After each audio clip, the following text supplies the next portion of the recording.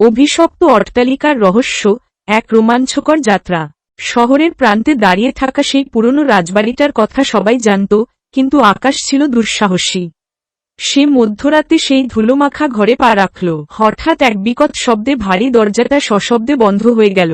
চারদিকে অদ্ভুত ফিসফিসানি আর রক্তবর্ণ আলোয় চারপাশ ভরে উঠল। সিঁড়ির মুখে আকাশ দেখল এক রহস্যময়ী নারী দাঁড়িয়ে, যার সাদা পোশাক এবং দীর্ঘ কালো চুল। সবচেয়ে ভয়ানক ছিল তার উল্টো দিকে ঘোরানো পা দুটো। আকাশ ভয়ে জমে গেলেও কৌতূহল তাকে থাড়িত করল। রহস্যময়ী নারীটি তাকে ইশারায় দোতলার একটি বন্ধ পুরনো আলমারির দিকে ডাকল। আলমারিটা খুলতেই আকাশ চমকে উঠল।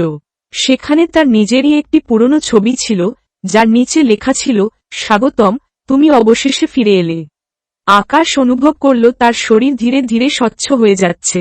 সে বুঝতে পারল, সে এখানে অতিথি নয়, বরং বহু বছর আগে এখানেই তার মৃত্যু হয়েছিল।